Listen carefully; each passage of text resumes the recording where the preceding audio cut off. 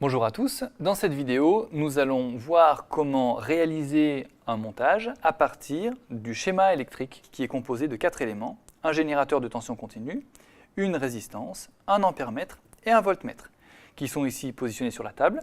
Ici, nous avons le générateur de tension continue, nous avons la résistance que nous allons emboîter sur la plaque, nous avons 2 multimètres qui vont servir respectivement d'ampèremètre et de voltmètre. Pour cela, nous allons commencer par positionner chaque élément sur la table exactement de la même manière qu'il est positionné sur le schéma. C'est-à-dire que je vais positionner le générateur sur la gauche de la table, nous allons positionner la résistance ici sur le haut, nous allons laisser le voltmètre de côté pour l'instant et nous allons utiliser l'ampèremètre ici en bas. Et puis maintenant que nos éléments sont disposés correctement sur la table, nous allons passer au câblage proprement dit. Avec un fil, nous allons repérer les branchements à faire pour réaliser cette boucle principale.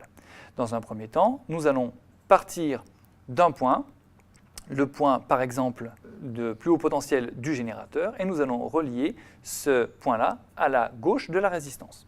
Concrètement, avec ce fil, je viens prendre le fil que je viens brancher sur la borne qui s'appelle plus 15 volts et je viens brancher l'autre côté sur la gauche de la résistance. Puis je poursuis la boucle principale, je vais partir de la droite de la résistance et aller sur l'ampèremètre. Avec un autre fil, je pars de la droite de la résistance et je vais aller brancher l'ampèremètre.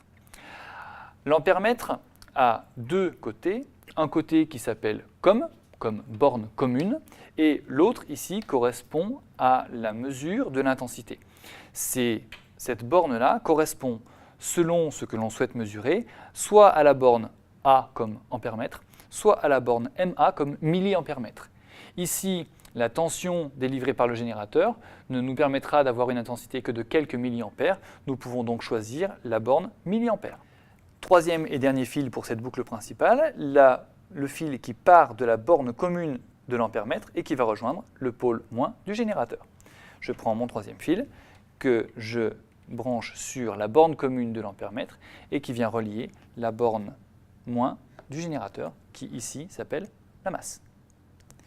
Cette boucle étant réalisée, nous allons pouvoir maintenant brancher l'appareil de mesure supplémentaire, le voltmètre, qui lui se branche en parallèle sur la résistance.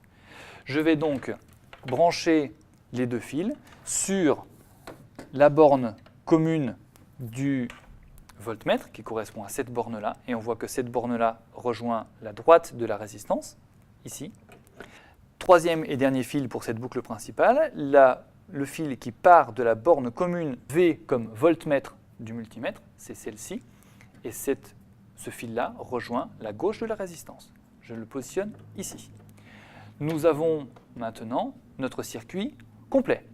Il ne nous reste plus qu'à allumer les multimètres.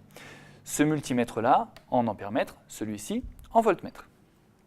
Pour sélectionner le multimètre et le faire fonctionner en ampèremètre, il suffit de tourner le bouton central jusqu'à ce qu'il soit en face de l'indication MA comme milliampèremètre.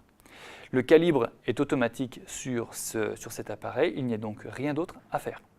Pour le voltmètre, c'est la même chose. Je vais tourner le bouton central de manière à venir positionner le curseur en face de V comme voltmètre. Pareil, le calibrage étant automatique, il n'y a pas d'autre réglage à faire. Et enfin, dernière étape, il me reste simplement à mettre en fonctionnement l'alimentation continue, le générateur, de manière à pouvoir mesurer la tension et l'intensité. Nous lisons ici au voltmètre une tension de 15,20 volts aux bornes de la résistance et nous lisons une intensité dans la branche principale ici de 15,28 mA. Je vous remercie de votre attention.